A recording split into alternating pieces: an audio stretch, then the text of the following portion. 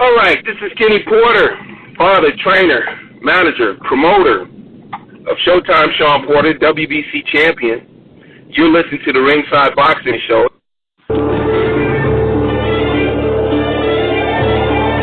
Live from Monterey on California's beautiful Central Coast, this is the Ringside Boxing Show. I'm Dennis Taylor, welcoming you to join me and my expert analysts, Travis Hartman, Rizwan Zahid, and John J. Responti today and every week for the hottest, sweatiest show on the West Coast. And now, from Studio 1A, it's the Ringside Boxing Show.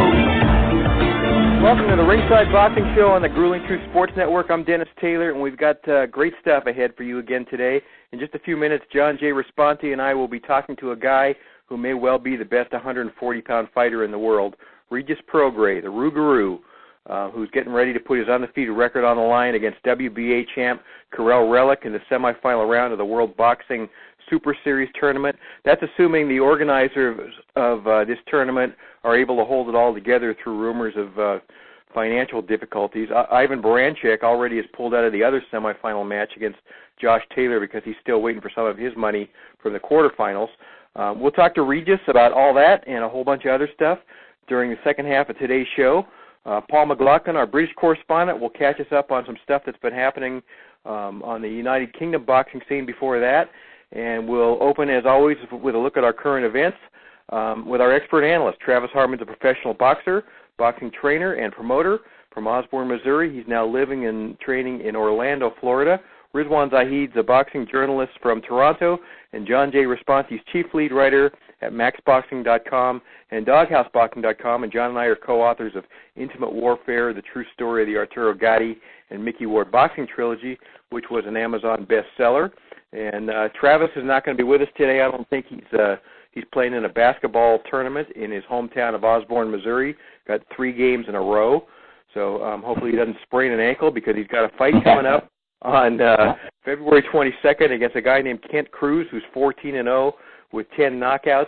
Yet another undefeated opponent for Travis Hartman. I think it's the 17th or 18th of his career, which is pretty damn amazing, guys. Yeah. Yeah. So, especially for a retired fighter like Travis, right? Yeah. Yeah. So, and that's going to be in Chicago. He was supposed to fight in Wichita before that, and Detroit before that, and those two fights got canceled. So, yeah, he keeps landing on his feet with another fight, and this time it's Kent Cruz, 14-0, 10 knockouts.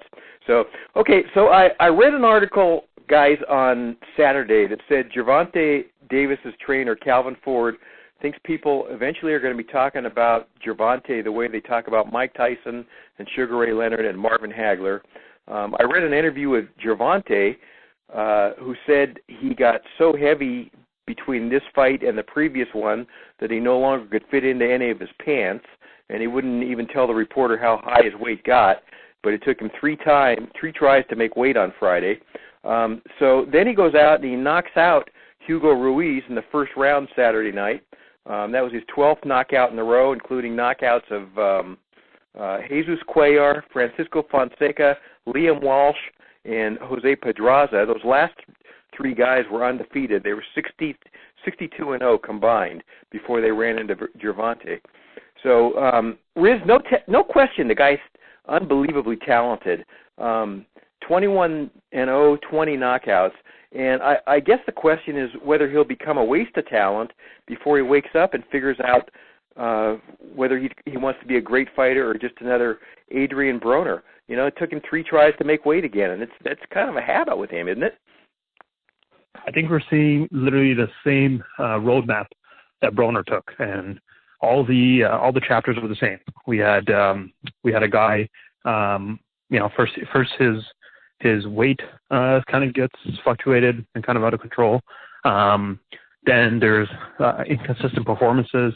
There's some fights he hasn't looked great. Some fights he has. And we're just seeing that moving upwards now. We're at the point now where he's going to move up in weight. How soon? That's a whole different question. But it might be sooner than most people think. And when that does happen, he's going to go up in weight, and who's he going to fight then? And when he fights those guys, everything becomes more difficult because now he's a smaller guy in most ways, going up and fighting heavier guys, because he's not. I mean, you got to remember he's still growing up age-wise. So because of that, his body's going to physically get bigger. But the guys who are able to stay at the same division for most of their life are the guys who really perfect their nutrition and all that. And he's not going to do that. And I think we're just going to have the same roadmap that Broner did, which is going up in weight, fighting bigger, tougher guys, and then losing some. And then I think it's going to end up the same as Broner, where it's going to be a lot more talk outside the ring than in the ring, and just more disappointing performances one after another, and just talent that just goes to waste. So I think everything we've seen so far is telling me that, and I don't think we're going to see anything that's going to change our minds, because we've been saying this for a while now. Is it going to be Broner or Mayweather? And I've never seen anything that tells me he's going to be more like Mayweather. And I'm looking at it last night. I know it's only one round, and I know he got the knockout. But I looked at some of the shots he missed and some of the swinging ones, at times he was off balance, and I'm thinking a guy like Vasyl Lomachenko would just absolutely obliterate him and would just embarrass him. And a defeat like that, I think in some ways is worse. That's when those losses are worse than knockout losses. I think of like the Hopkins one against Pavlik. I think it's realistic that if Lomachenko fights Davis, and Davis comes in something like that, Lomachenko could do that to him. It could be not just a career-shattering, but almost a life-shattering victory, or life-shattering defeat, I should say. So I don't know. I really hope he gets it together, but nothing about me is confident in that. Just from what we've seen so far and what we've heard about, I can't see him putting it together. Not now. John, the irony is his promoter and role model is role model as a fighter is Floyd, who liked to hit the strip joints even while he was training, and had his own batch of issues outside the ring. But Mayweather was always a fighter who just punished himself in training camp and was always in absolutely primo shape at fight time, 100% of the time. Seems like Gervonta is a guy who has the first part down, the strip joints, but not the second part. And he and Floyd have never really gotten along. And Gervonta's been unhappy about not getting enough fights, and he's complained about the quality of his opponents. Floyd's been giving him, but don't you wonder what kind of conversations Mayweather has had with Gervonta behind closed doors about dedication? This is an investment for Floyd. Yeah, you're right. That's the way to look at Davis. He's got the first part. He knows how to party hard, just doesn't know how to train hard. He gains weight. He does like Roberto Duran used to do that. He used to blow up between fights, and he can get away with it now as a young guy. He's only 22 years old, right? So he can do that. What's going to happen is when he gets a little older and moves up in weight, like Riz said, and then he's going to face his Waterloo, because he's not going to be able to get away with things like he is now. And Mayweather, Mayweather's playing like his daddy, I'm sure, and he's probably thinking to himself, okay, what can I say to him about what I did? But the only thing I can say to him about the boxing part is, look, I stayed around my weight. I always went to the gym. I think there is a possibility that this kid might wake up to that point. We thought Adrian Broner might wake up to something too, but with him, I think moving up was one of his biggest downfalls, and that could be for Davis too, because Davis is really a little guy, and he's a strong little guy, and he hits really hard, but he moves up to 135, and again, Riz was right. I saw the same thing. He's not going to be able to get away with those weaning shots that he misses, and Lomo will make him pay. And they're talking about wanting Lomo, and problem Lomo has now is that these guys like Davis and Lopez are young, fresh, hungry, and improving, and Lomo might have peaked. He might have already hit the top of his talent, and he might start to go down a little bit, so they might catch him. But if I was a money man, of course, I'd always put it on Lomo at this point. But I don't want to see the same thing happen to Davis that happened to Broner. The problem is he's best friends with Adrian Broner, too, and that doesn't help. So back to your original question, I'm sure Floyd Mayweather, if he had any hair, probably be pulling it out, trying to figure out what to do with with Davis, because anybody with even an iota of boxing knowledge can see the kid is good. I mean, he overpowers guys. He hits really hard. I read a story where Ruiz said he's never been hit that hard. Now, obviously, Ruiz was moving up in weight and everything, so I don't want to take anything away from that comment. Tank really is legitimate. He is a power hit knockout artist. He's got 12 in a row now. He's a hard hitter. But the best thing that had happened but will never happen would be Broner telling him, look, don't be like me. Don't waste your talent, which, of course, Broner would never admit because he doesn't admit anything. So he's already in the Hall of Fame. Broner is. That's right. He won his last fight, too. He won his last fight easily, too, Dennis. They beat Manny Pacquiao with ease. Everybody knows that. Yeah. So he it's the old saying, he needs new friends. But if I'm Floyd Mayweather, I'm trying everything I can think of. I saw that he took responsibility when he said that if you want to blame anybody, blame me. So that was said to Davis too, where Davis, like you said, is frustrated with some of the fights, and Floyd has taken full responsibility. I think Davis will hang with Floyd for a while because of who he is, and he admires him, and he's his idol and all that kind of stuff. But it would be like having a troubled child as a parent and trying to figure out how to control him. And a lot of times you just throw your hands up and go, well, what can I do? Put him in a cage for 24 hours, and you can't do that. So it's going to be a very hard time for Floyd Mayweather. I think the only thing I would try to do if I was him would be to do like they used to do with Tyson, which is keep him busy. Have him fight a lot. Don't have him fight once or twice a year. Have him fight 3 times a year, 4 times a year. It's unheard of nowadays. But keep him busy, even if oh my God, I'm going to say something that used to happen all the time when you and me were younger, Dennis. Have him fight a non-title fight just to stay busy. Just go 10 rounds with somebody just so he's got to train. He's got to stay in camp. Will it happen? No. It's all about money. It's all about all that, and it won't. But maybe they could get more.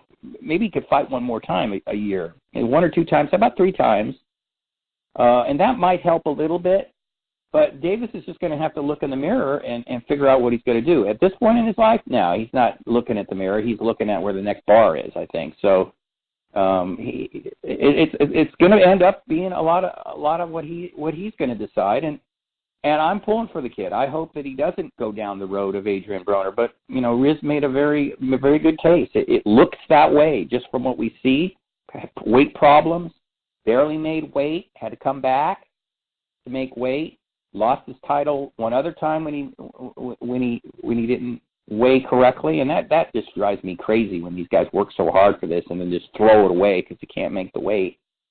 So I'm going to hope that he's going to mature and find something, but it's going to be up to him. And we know what that usually happens when it's up to a guy who tends to be a little self-destructive and a little crazy. They usually go down the wrong path, but he's big waist. He's got a lot of talent. He's fun to watch. Guys, how good is Erickson Lubin? This is a guy from Haiti who was considered, I think, a real meteorite in the super welterweight division, and then he got starched in the first round of his first world title fight by Jermell Charlo, and that was in October of 2017. And he's had I think 2 fights since then. He TKO'd a guy who was 37-21 last April, and then on Saturday night he became the first guy to stop Ishe Smith, who was 40 years old and 29-10 and retired right after the fight. Riz, what's your take on Lubin? Was the Charlo fight an aberration? Is he another monster in that 140-pound division? What do you think of him? Did we lose Riz? I guess we lost. Sorry, can you repeat that question? Yeah. What do you think of Erickson Lubin? Is he the real deal at 140? Or was the Charlo fight kind of a cautionary tale about him? I think you mean at 154. I don't know. I think it's still too early to say. I mean, there's a lot of guys like that, right? I mean, I think he might be not as good as you think, but still pretty good. You know, I mean, the Charlo fight said a lot, but again, it was, you know, right punch, right time. We still haven't really seen him. I mean, that's by far and away the best opponent he's fought, and he hasn't really fought anyone even near on that level otherwise. So how are you to? It's kind of hard to dictate or gauge where he is. I mean, I think the thing that they learned is that he's very, very young, and rushing him as it did in the Charlo fight was horrible. Like, that could have been career-ending. Now, the question is, if you rush him back into a big fight right now, and he loses again, his career might be done at 24. I think now they're realizing that, okay, we're going to go a lot slower. We're going to make him, and just build his confidence back, because as a 21-year-old, confidence can be a good and a great thing and a horrible thing. I think that's what we're seeing. So I want to see him really get his reps back. I mean, you're talking about guys taking non-title fights. I mean, he should be fighting 4 or 5 times a year, right? Just put him on undercards and let him get some proper experience, because I think the Charlo fight was too big of a step, clearly. But now it's time for him just to get normal steps in, and like, you know, he's not a prodigy anymore. The guy was already suffered a big loss when he kind of took that step up.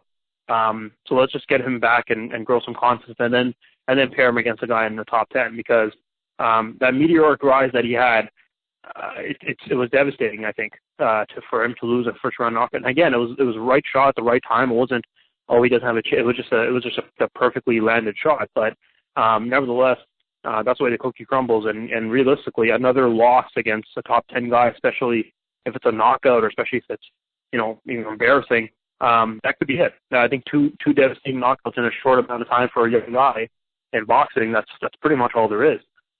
So I think he needs to just build his confidence before he takes that step up again. But I do, you know, it's been a year or 2 years since that fight happened. So I don't think 1 or 2 more fights before a top 10 fighter is out of the question. But they got to do it right, and he has to do it right, because I think the room for error is less and less now than it was a few years ago. John, here's something I found interesting this week. Callum Smith says he wants to move up to 175 to fight Kovalev.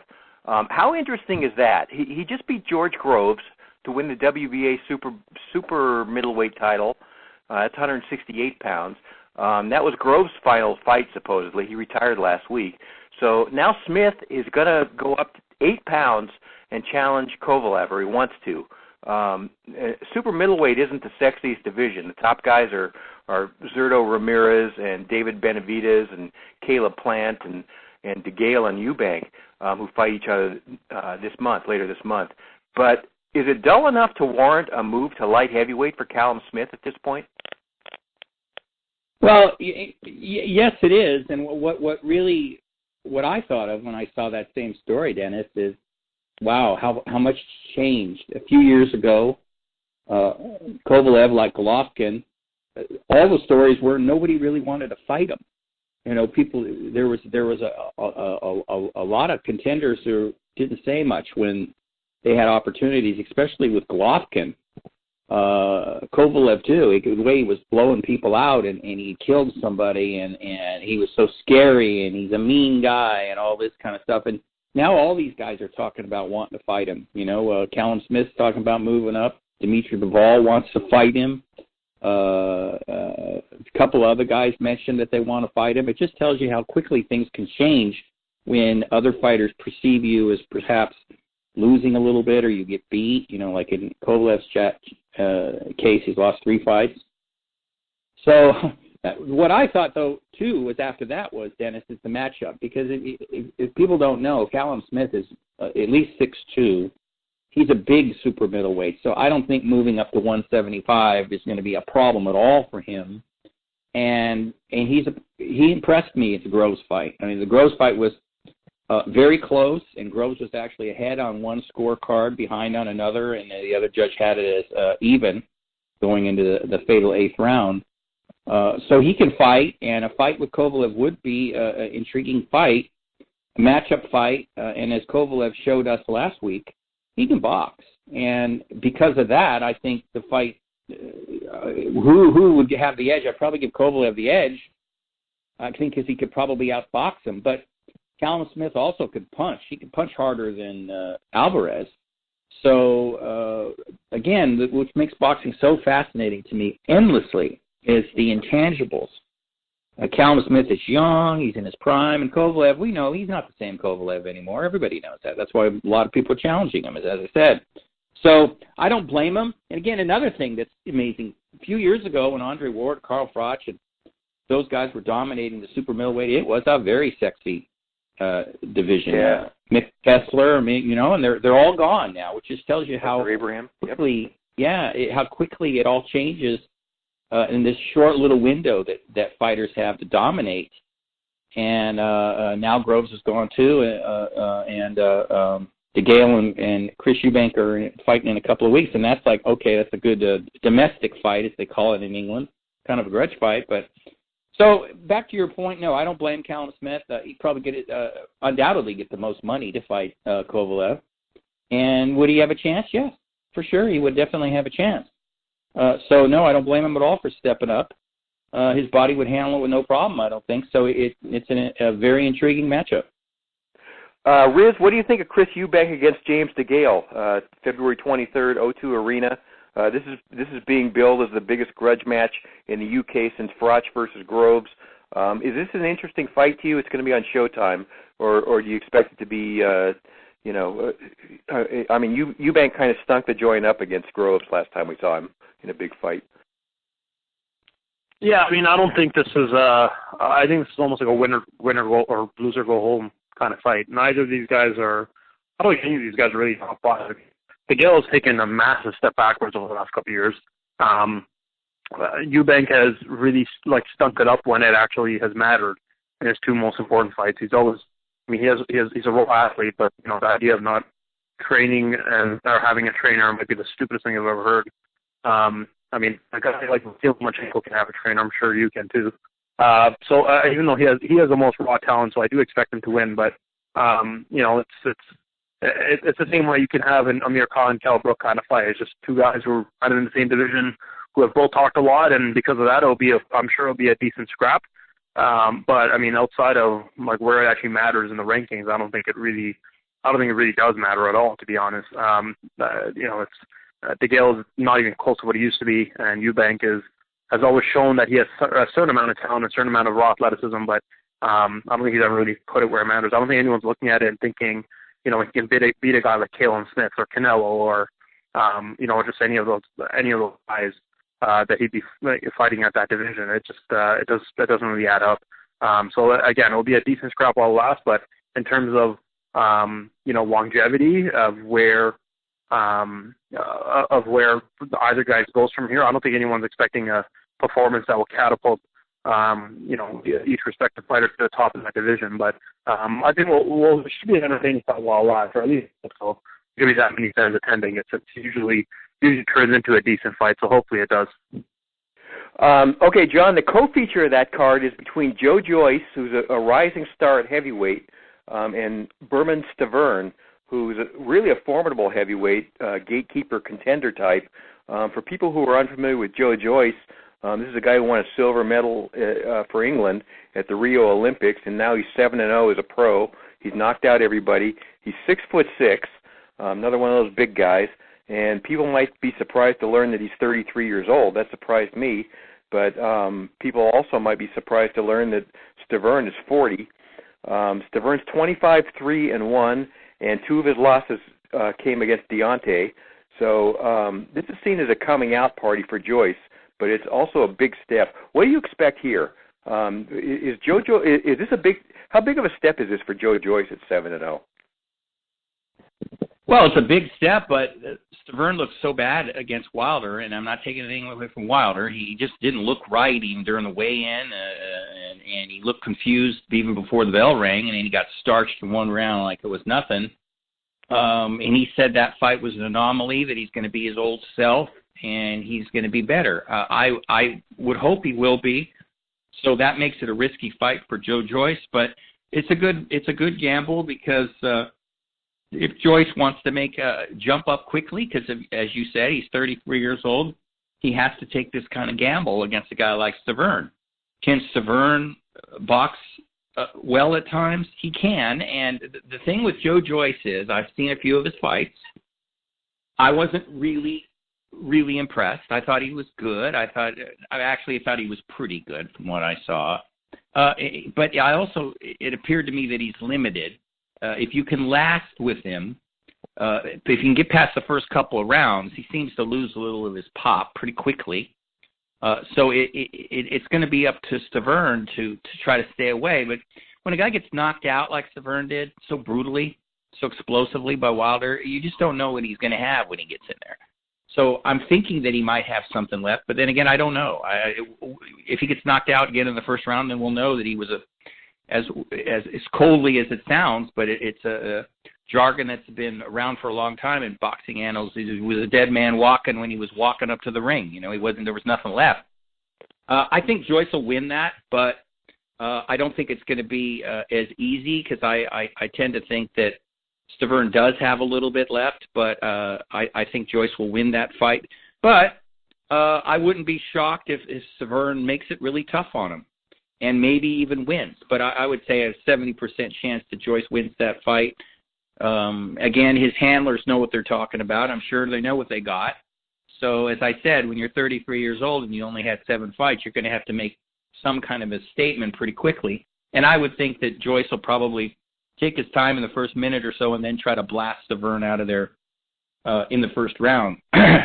So that's going to be an intriguing one. And a little bit about DeGale and Chris Eubank. See, the problem with Chris Eubank is perceived as arrogance or not, and it's hard to tell with him because he plays the arrogant bad guy a lot. He likes to play that. Is he really that arrogant? And when he says that he doesn't need a trainer, you say, well, yeah, he is. But the thing that's interesting going into this fight to me, Dennis, is his father is usually, senior, a very good fighter, Chris Eubank Sr., very much at the forefront, doing a lot of talking. I remember before he fought George Groves, the father was saying, God, we're afraid we're going to kill him. And it's like, oh, come on, man. But he's backed off, and Eubank got a trainer, and that means something to me. The problem is that he can't fight anybody who moves. That's what I've noticed. If a guy moves, and DeGale can move. His legs aren't what they used to be, obviously, and he's past his prime. But if he takes, if he watches his old friend Groves fight against Eubank, Groves didn't move much, but he just outboxed him. He moved enough that Eubank needs you basically to just be like a human punching bag to just kind of stand in front of him. And he hits hard. And as Riz said, he's a very good athlete. He's quick, but he doesn't have those little subtle things that it was never taught to him, I don't think, because he didn't really have a trainer.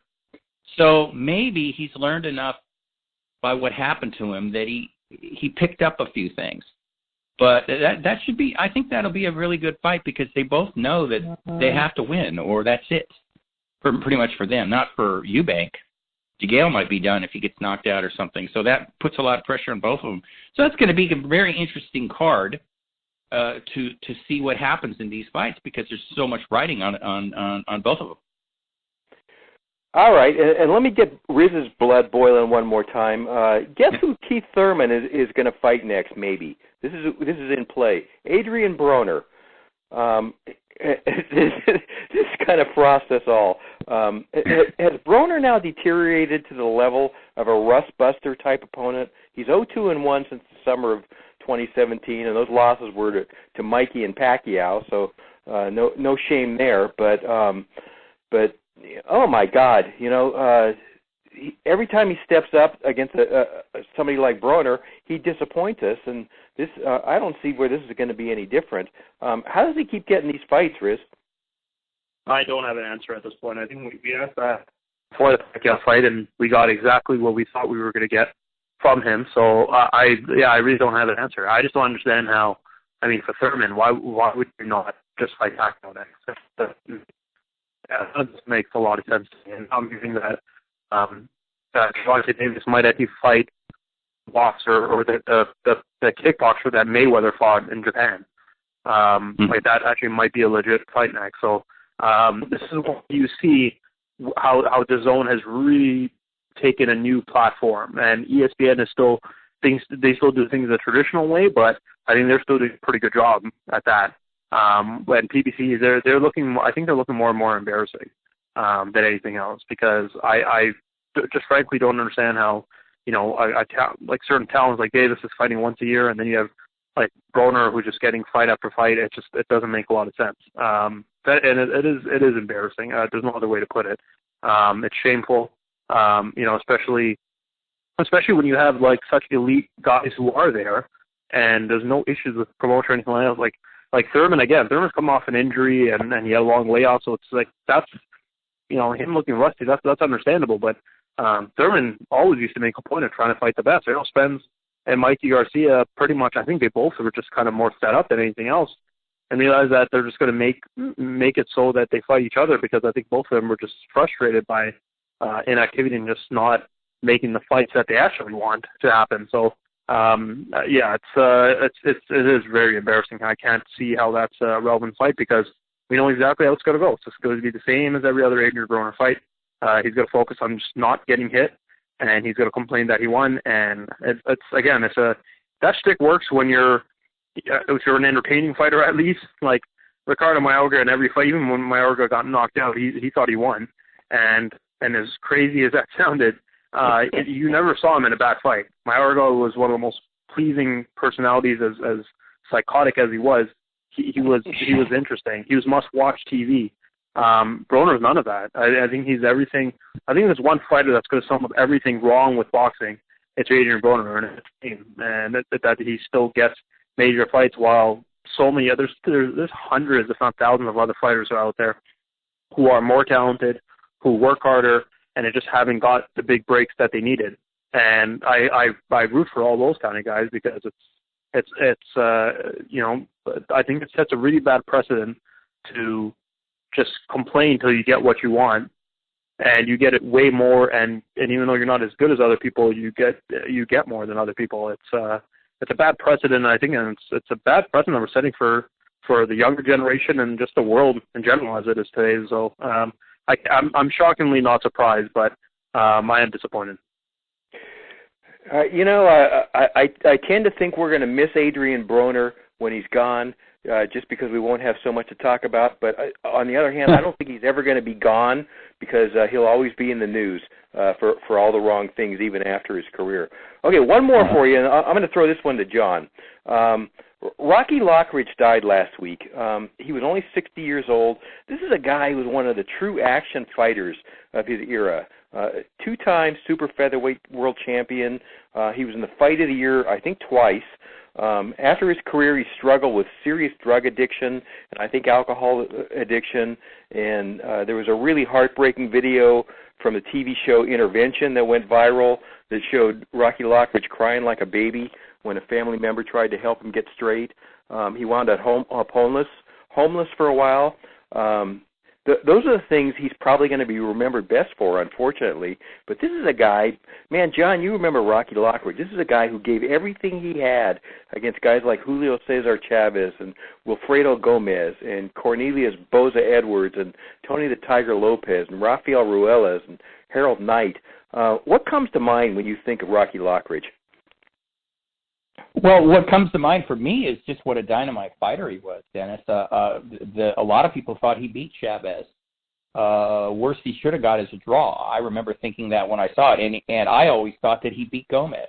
He traveled to other people's places to fight them. Yep, and sure did. He would always, and he would end up on the wrong side of the decision, of course, and he would never complain, and he was just a raw fighter. Everything he did was hard, and he was dedicated. When things started to go bad for him, I was really surprised. But it's a dimension that we have a hard time understanding, I think, because these guys, a lot of these guys, now some of them have other interests, so when they retire, they can at least fill that huge void of in their lives and carry on without destroying themselves. Other people, like Rocky Lockridge, I mean, boxing was his entire life.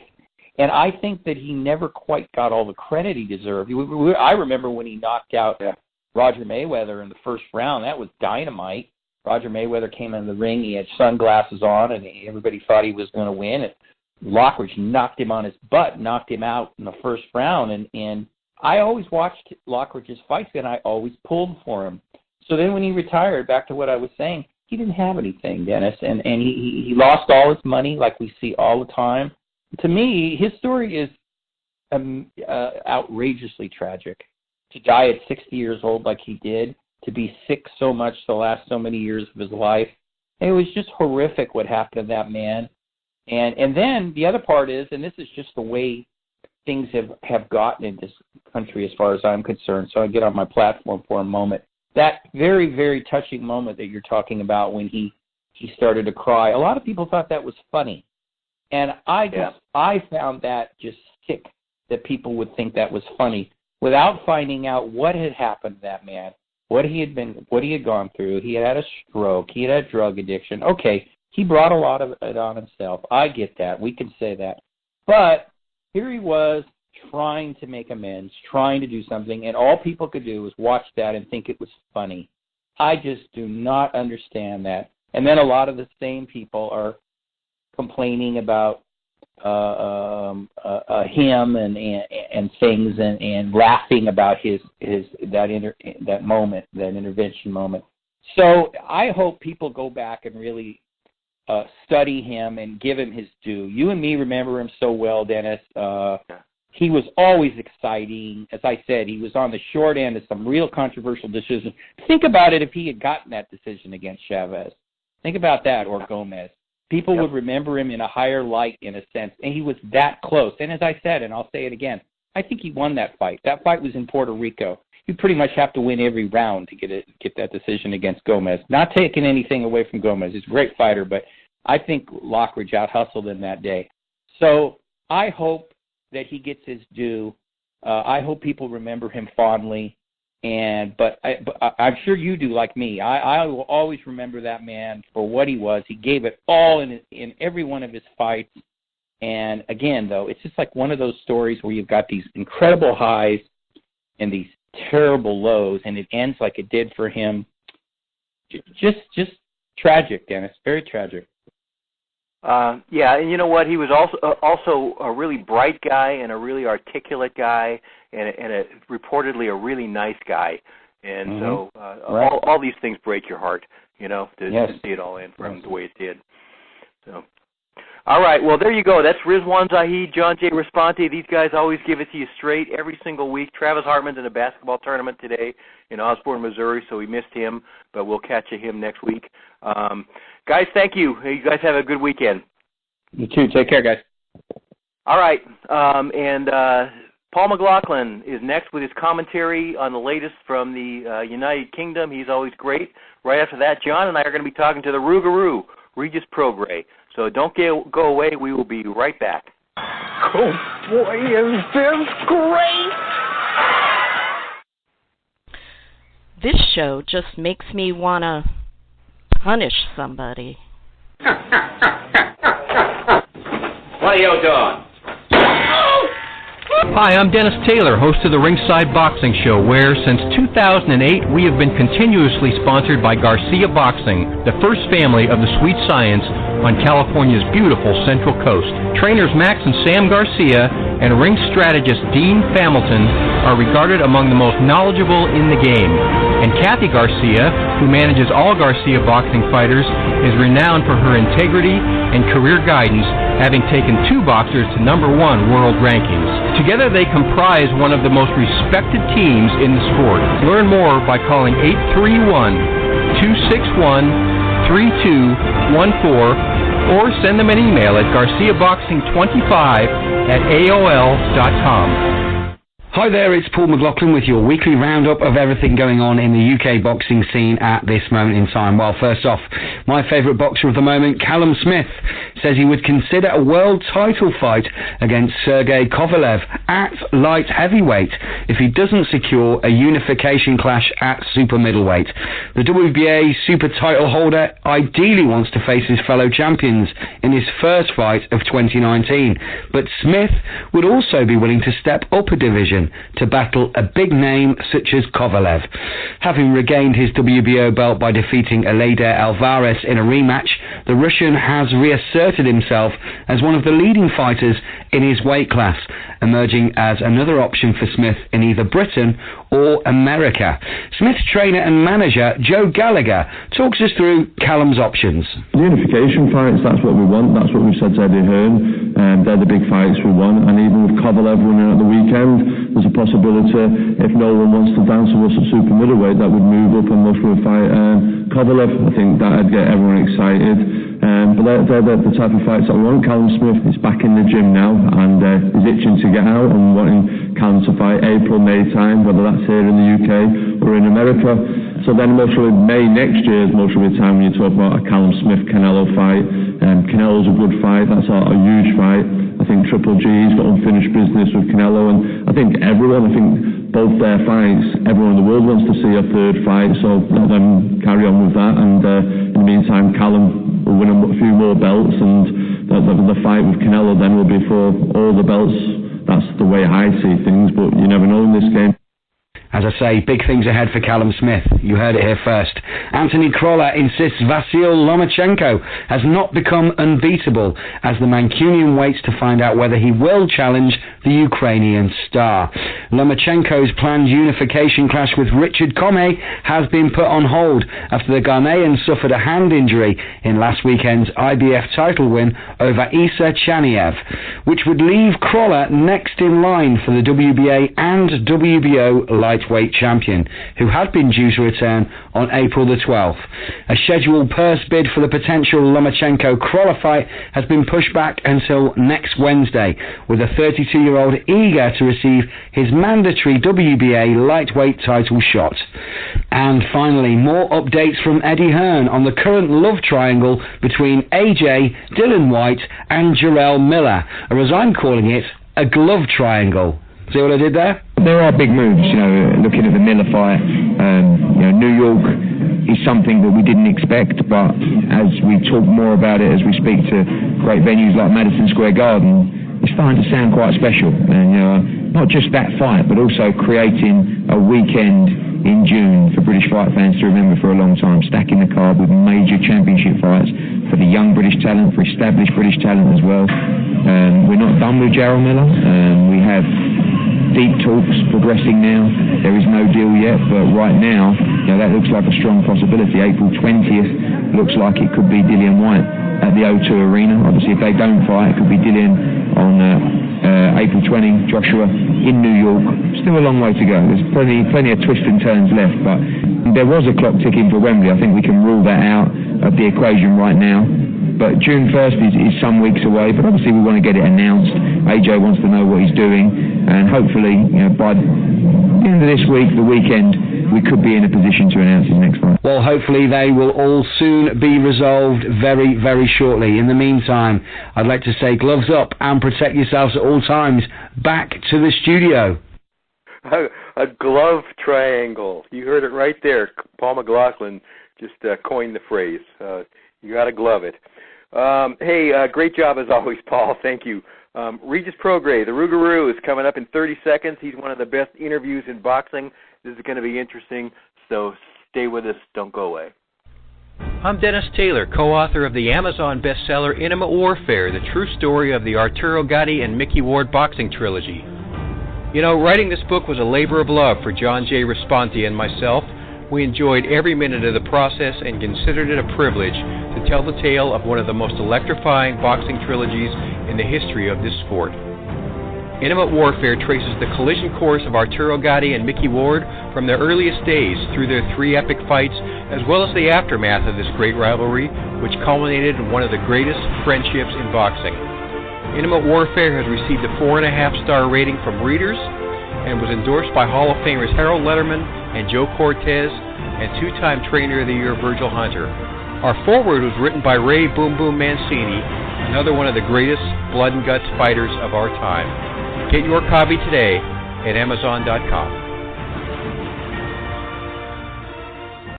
Welcome back to the Ringside Boxing Show on the Grueling Truth Sports Network. I'm Dennis Taylor with John J. Responti, and today's featured guest may well be the best 140-pound fighter in the world. Regis Prograis, the Rougaroo, is the reigning WBC Diamond Super Lightweight champ, 23-0, 19 knockouts. with recent victories over Joel Diaz Jr., Julius Indongo, Juan Jose Velasco, and Terry Flanagan. Those 4 opponents combined had a record of 95-2 before they met the Rougaroo, and everybody except Flanagan got knocked out. He is currently in the semifinal round of the World Boxing Super Series 140-pound tournament, where his opponent will be WBA regular title holder Kiryl Relikh of Belarus, if that tournament continues. And that sounds like a big if right now, because some fighters, trainers, and managers and promoters have had to wait for some money that's owed to them in the quarterfinal round, and they're a little bit upset about it. Last week, one of the other semifinalists, undefeated Ivan Baranchyk, pulled out of the event, and there have been reports that Regis might be considering the same thing. So let's ask him about that right now. Regis, welcome back to the Ringside Boxing Show. Great to talk to you again. Does anybody at the WBSS owe you money, or have they been late on payments? And is that something that's bothering you right now? No, not at all. So as far as me, I got paid everything. I'm good.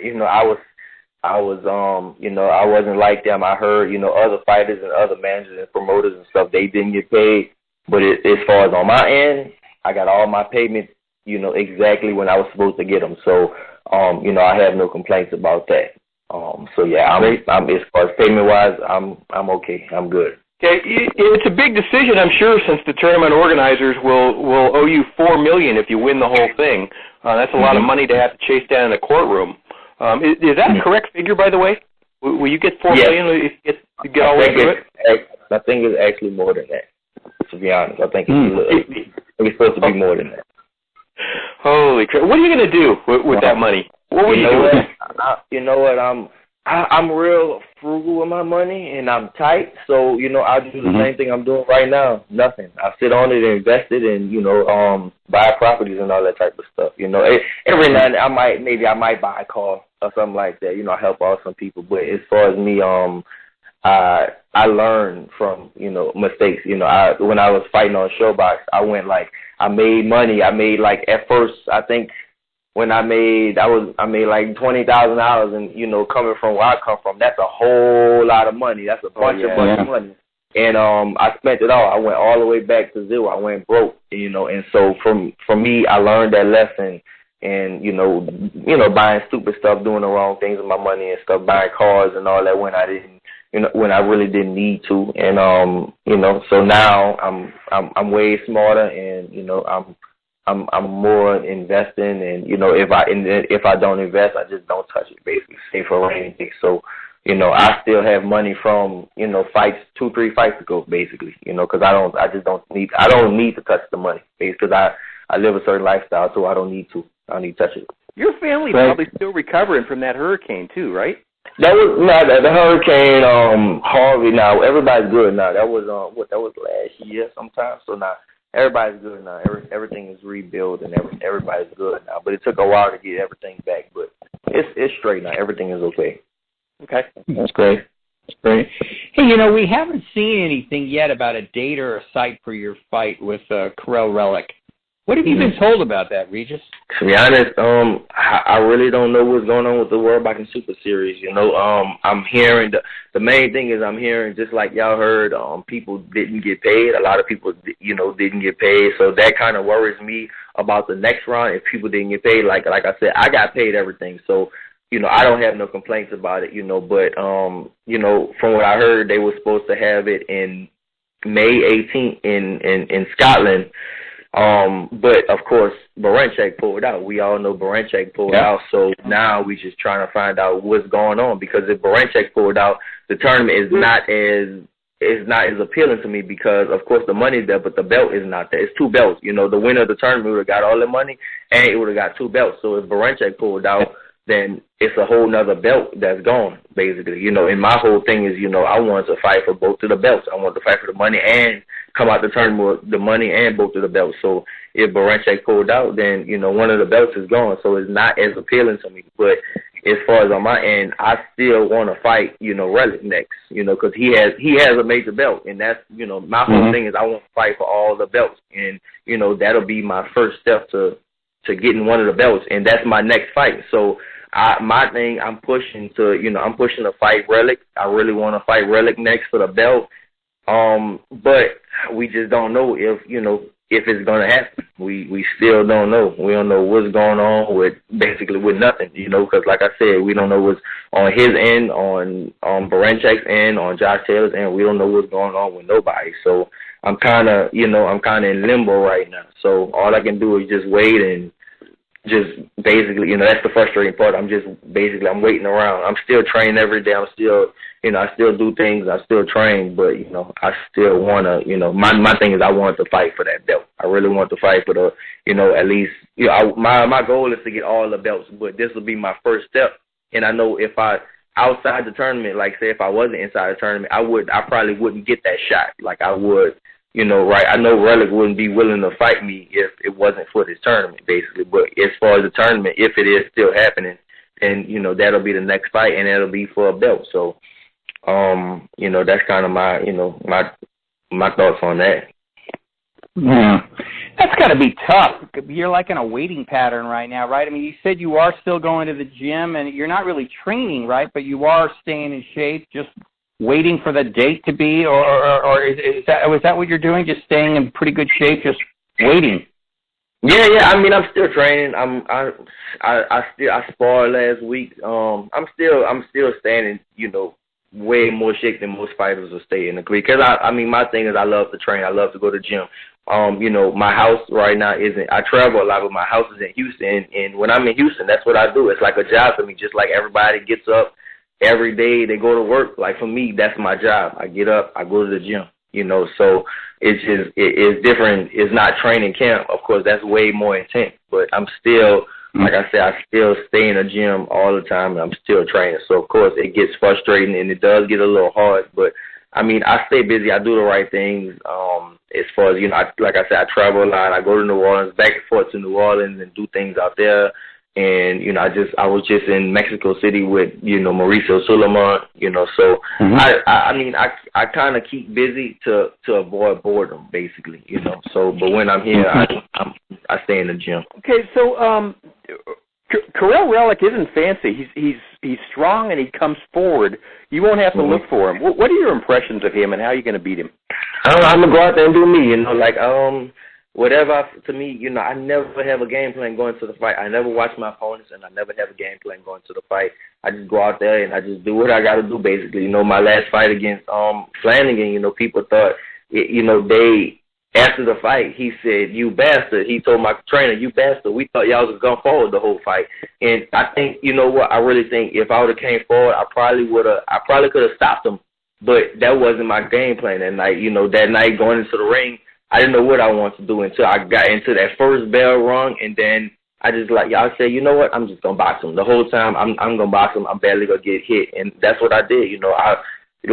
We went all to the club, and the same couple of hours after the fight was over, we was all in my room, playing around, me and my partners, and we went to the club because I didn't get touched. I almost didn't get touched at all. He hit me probably 4 times in 12 rounds.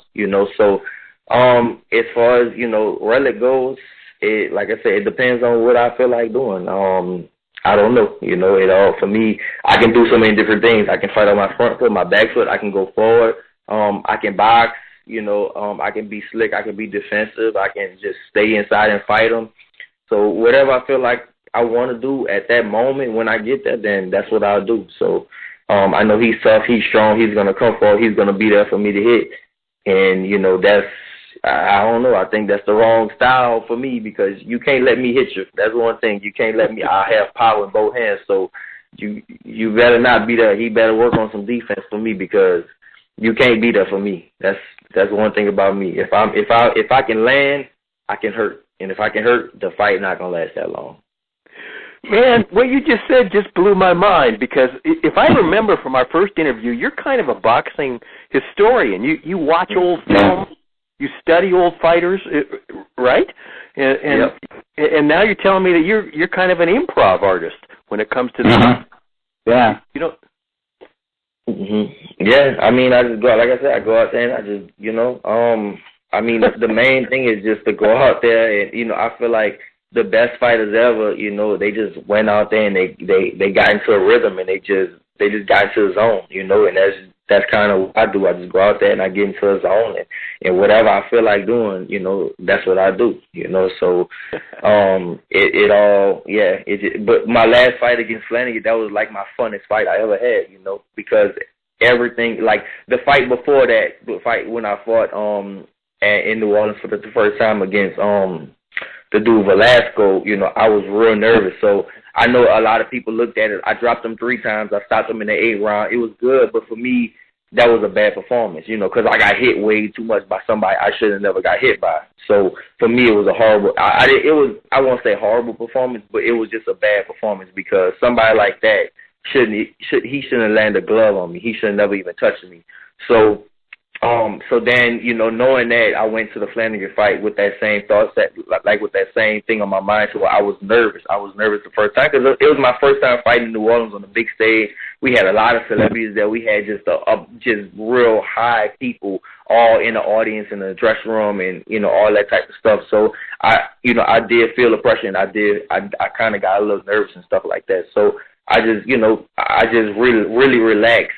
In the Flanagan fight, I just relaxed all the way, and that's why I fought the way I fought. I just went out there and boxed them, and I was just real relaxed that night. And that's kind of why, I know I can bring that feeling back if I do it again. How much do you feel like the World Boxing Super Series has raised your profile? Are people noticing you now more than they did before, now that you fought Flanagan in that first round? Nah, I don't think so. You know, to be honest, you know, because it's not like it's on TV and then like it's on the zone. You know, so I really don't. I mean, I only fought Flanagan. It's not like I fought other, like I had 2 fights or something like that. No, I think what really caught the attention of a lot of people was after I knocked out Julius Fandango. You know, I knocked him out in 2 rounds, and then because Crawford knocked him out in the 3rd round, I knocked him out in the 2nd round. So I think that really, you know, because people knew who I was after when I was fighting on Showbox. They was like, oh, he's good and stuff.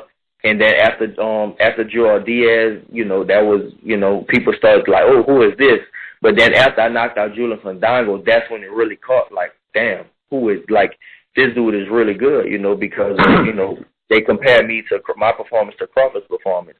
And then after that, you know, people already knew who I was, and you know, and then they saw the ESPN fight against Velasco, and then they saw Flanagan. You know, so I think, of course, it brought a little more light, but I think, you know, maybe ask me that if the World Boxing Super Series goes on, ask me that after the finals, and then, you know, I'm pretty sure it'll be a different response. Interesting, really interesting. I mean, it's a little hypothetical, Regis. I mean, if everything doesn't work out in the Super Series, World Boxing Super Series, and whatever happens where it gets canceled or whatever, which we obviously don't want. What about you and Josh Taylor? Do you think that fight will happen pretty soon? I mean, I'm sure you want to fight him, right? Yes, of course. I want to fight the best. I definitely want to fight the best people in the world, and I think he is number 2. Like right now, I think he is like right behind me. He is number 2 right now. But as far as him being on like a wish list for me, it's kind of not, because he doesn't have a belt.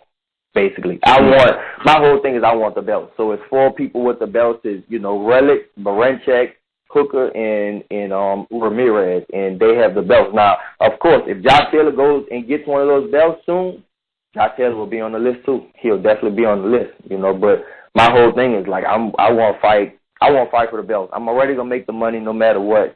So I want to fight for the belts. My goal is to, you know, do the same thing Crawford did, and, you know, get all 4 belts. And I feel like if I do it, if I get all 4 belts from especially those names, of course, it might not happen like that, because, you know, some of those fighters, they might lose, and, you know, in the next couple of years, it's hard to fight for all 4 belts, because it's just a time. It takes time and business decisions, and, you know, that's out of my control and out of the other fighters' control and stuff like that. So, but I feel like if, like, say, in a perfect world, if I had to fight every one of those dudes or every one of those fighters, and I beat every one of them, I think it'll be more impressive than when Terrence Crawford did it, because when he was at 140, the fighters, they wasn't as good as they are now, basically. Like, the fighters he fought to get the belts are not as good as the fighters that I would have to fight, the fighters that have the belts right now. And if somebody can clean up that division, if somebody can clean up 140 right now, I think it'll be more impressive than when Crawford did it, basically. Yeah. How excited are you to be part of that weight division? I mean, we got Hooker, we got Ramirez, got Jack Catterall, who's 23-0, Jose Zepeda's 30-1, Josh Taylor. It's loaded. It's definitely loaded. Yeah, that's what I'm saying. It's a loaded division right now. A loaded division. And my thing is, I want to be at the, right now people calling me the best in 140, but I want the belt. Like I still want all of the belt. And so, I just, and for me, the first step to doing that will be against Relikh with the WBA. So I'm just hoping everything happens, happens the way it's supposed to happen. But, of course, it's not guaranteed. But that's kind of what I want, what I want to do. Talking to Regis Prograis, the Rougaroo on the Ringside Boxing Show. So Hooker just knocked out Alex Saucedo in November, won the WBO belt. He's defending that title next month against this guy, Mickey, I guess it is, LePierre. How interested would you be How interested would you be in a fight against the winner of that fight if the WBSS doesn't work out? Of course, yeah, that's what I want. Like I said, the belt. If it's for the belt, give it to me. That's what I want. That's exactly what I want. Like I said, the belt. For me, the belt matters. No matter who wins. I think I really want to fight Hooker more than anything because he's been talking. He's been kind of running his mouth and stuff like that for a little while, about me and stuff. So I definitely will want to fight Hooker. But, of course, for me, if he loses, then, he's nothing to me, basically, because if he doesn't have the belt. So if he wins, and hopefully he does win, hopefully he keeps that belt for a while. So, by the time it's time for me to fight for that belt, he'll have I'll have to fight him.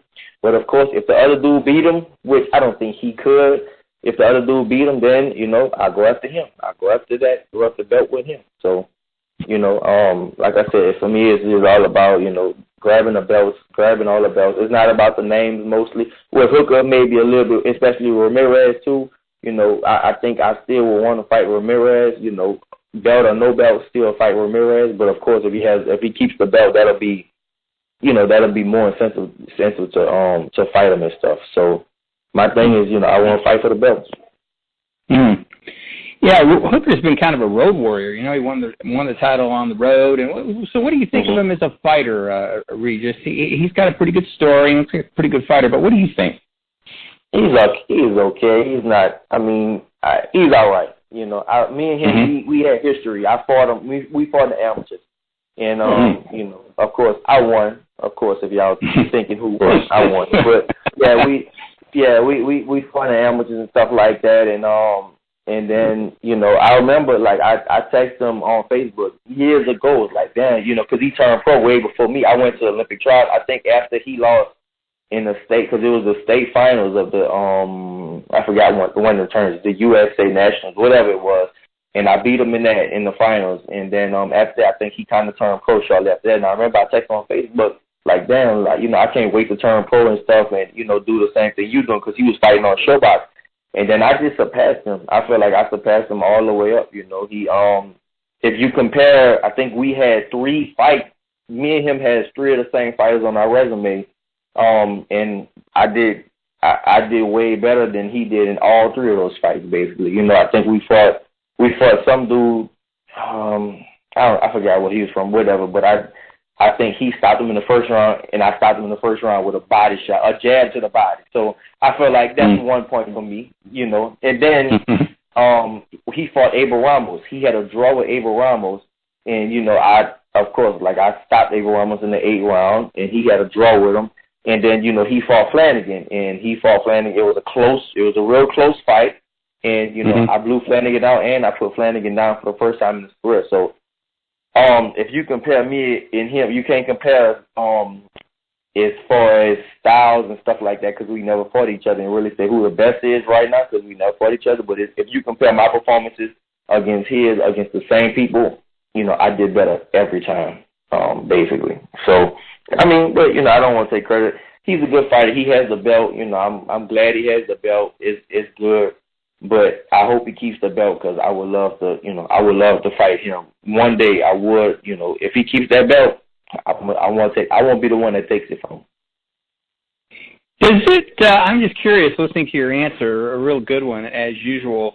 You said he's been shooting his mouth off. Does that give you even more motivation when a guy that you've known for a number of years and fought in the amateurs is talking crap to you, or are you already totally motivated?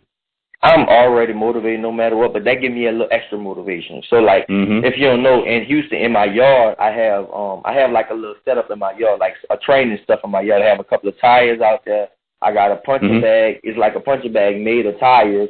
And I got the rope. I climb up all the way, and I got the pull-up bar. So after I heard that, I went out there and I started punching my tires and doing some workouts and all that. I just got just a little more motivated just at that time. And that's kind of why I got all that stuff made in my yard, just so I can let off some steam when I hear some stuff like that. So as soon as I heard him say all that stuff, I went straight to my yard and I punched my tires until my knuckles was bleeding, and then I was flipping the tires and climbing up the rope and doing pull-ups and all that type of stuff and hitting it with the sledgehammer and all that. So I'm already motivated no matter what, but, even when I see some stuff like that, then, I get just a little more, get a little more motivated. And that's what I got to do. I got to get tires for my backyard.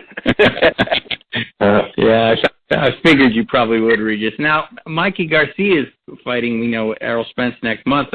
After that fight, do you think it's possible that he could drop down into the 140-pound division and add another real talented fighter in that division? Yeah, most likely. And I said this, a while ago. I said, I think me and Mike Garcia will be one of the biggest fights in about a year and a half. And that was probably, that was a couple of months ago. So maybe in another year, that'll be a real big fight for me too. The 140-pound division is loaded. It's loaded up right now. If he comes, that'll be even bigger. And if Lomachenko comes, that'll be even bigger. That'll be more, And I just want to still establish myself as the best. I want to, I want those fights, and I want to stay the best at 140. So if he comes, then, let him come and whatever he wants to do, go back to 35, go to 140, go to 147, whatever he wants to do, then I'm cool with it. And I told his brother I won't fight him too. I told Robert at Jose Ramirez fight, like, yeah, I won't fight him too, because I saw an interview he did, and he said he got 3 fighters in the gym that'll beat me. Talking about Jose Ramirez, Virgil Ortiz, and his brother. I said, look, I'm gonna beat all of them. I guarantee I'm gonna beat every last one of them. So we kind of went back and forth on that, but it's all cool. But so let him come down. Talking to Regis Prograis on the Ringside Boxing Show. He is 23-0. What do you see happening in Spence Garcia fight? Is Spence too big? I think he is. I really do. I think he is. I think he's too big. I think he's too strong for him. Mike is really good technical-wise. But, I was at the fight when he fought Lipinets. And, Lipinets was hitting him with some stuff. Lipinets is a little strong dude and stuff, but at 140, but he's nowhere close to Spence. And Lipinets was hitting him. And even though he dropped him, Lipinets got back up and, he fought him. And it was a good fight. So if you look at something like that and you compare if Spence hit him like that, I don't think, I just don't think it's going to be, I don't know. I don't think he can beat Spence. Spence is the strongest at 147. To me, he's the best at 147. So Mikey's coming up. I think he's trying to do the same thing Duran did with Sugar Ray Leonard, but I don't think it's going to happen like that, It's a different type of, Spence is a different type of fighter. He's a different type of monster. He's going to come at him, so. Man, 140 is such a good weight division that those guys could keep you busy for a long, long time, but there's also opportunity at 147. How goes the weight battle for you? Is it easy for you to stay at 140, or is it still comfortable for you?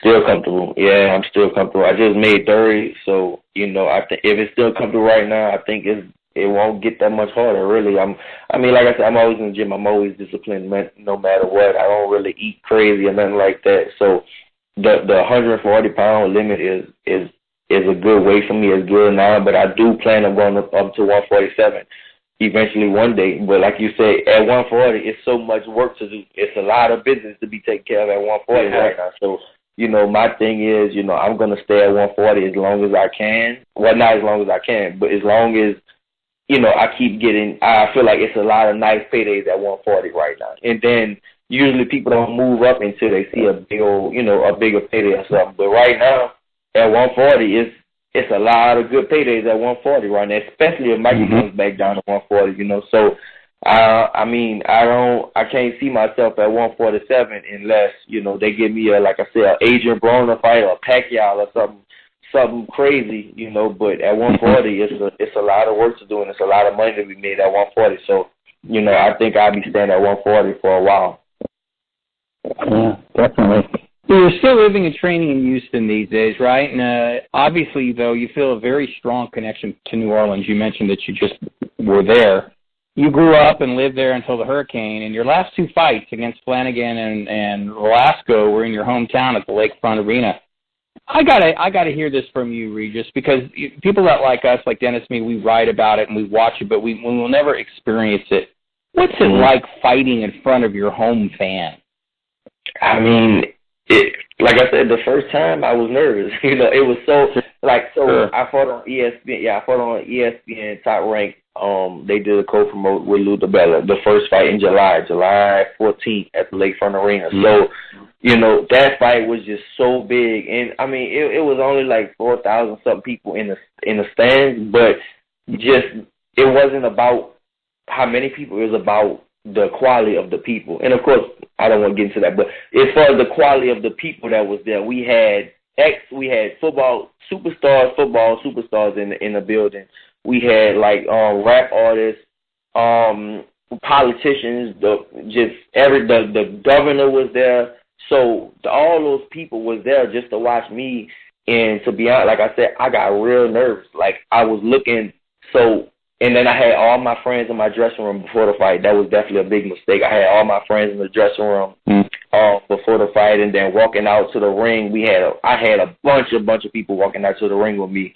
Not in the actual ring, but just in a tunnel and stuff. So usually, on ESPN they'll play on the big screen at the top. They play all like the greatest fighters.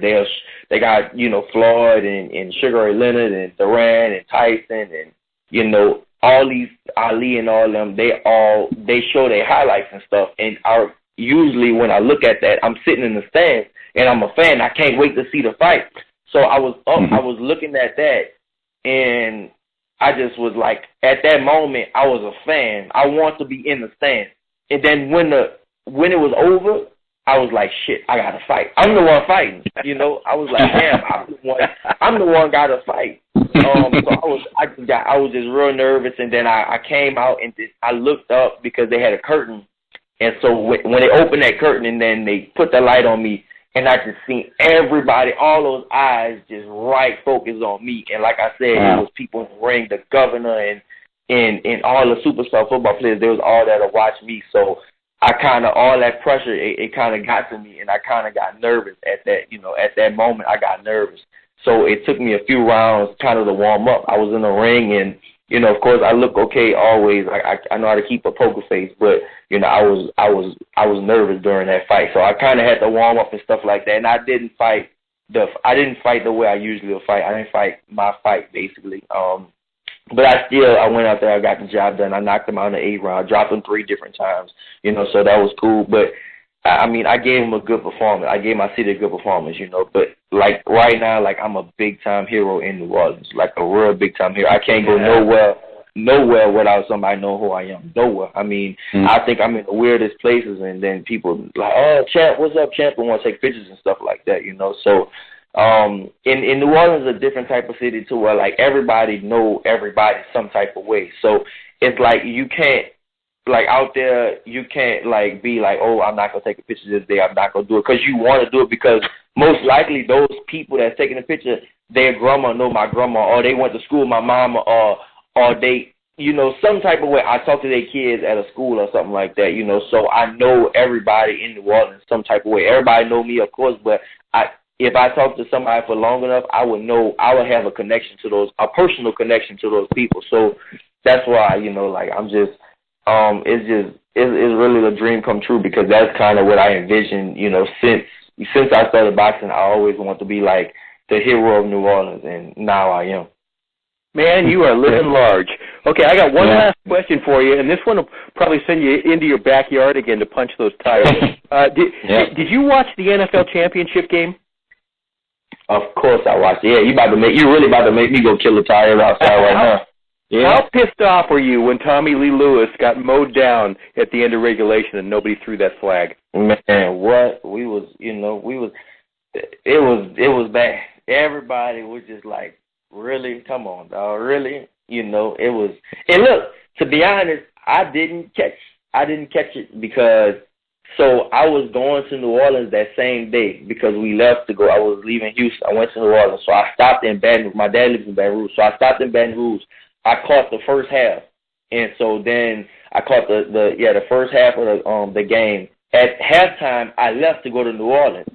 So we was winning. I think at halftime we was winning or something like that. Or the game was real close. So my daddy was texting me and stuff, telling me what was going on. And by the time I got to New Orleans, we lost. Like, no, we couldn't even believe, like, damn, we lost. As soon as I got to New Orleans, because, it's an hour drive, so they was like, damn, like, yeah, the Saints lost, and everybody was talking, and then I saw the play and stuff, and then it was bad, because we was going to go to the, me and my friends, we was actually going to rent, like, a big old, like, a tour bus, an RV, and we was going to drive to Atlanta. But of course none of that stuff happened. But everybody was the whole city was just pissed off, and everybody was mad, But New Orleans it's a party city, so even I don't know if y'all saw, but for the Super Bowl we had a party in New Orleans. They didn't even watch the game, but they still had a party because they know the Saints were supposed to beat us. So we still party no matter what, like we was in the Super Bowl, basically. Do you know some of the Saints? Yeah, of course. Mm-hmm. Yeah, Kamara actually came.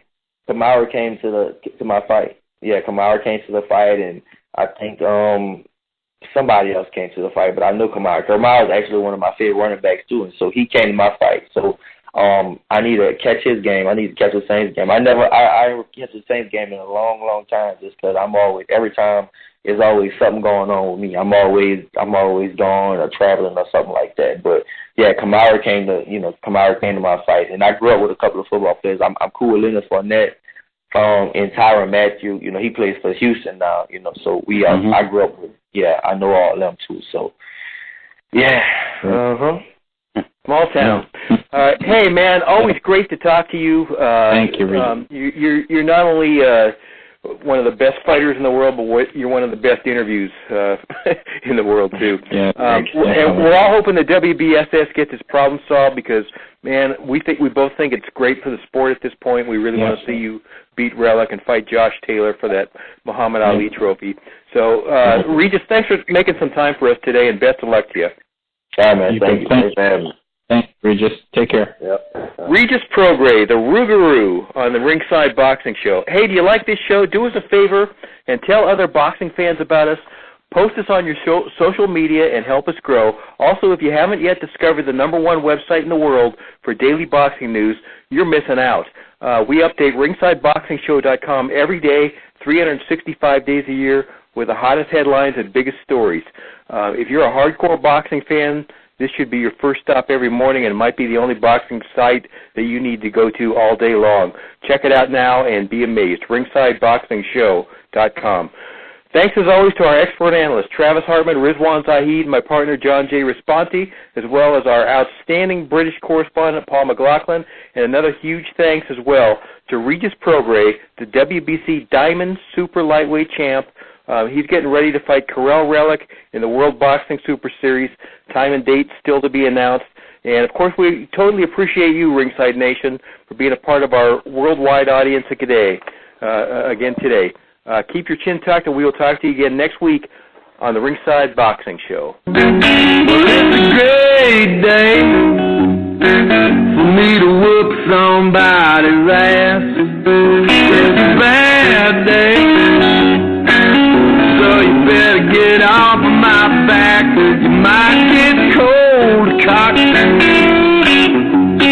if you cross my path.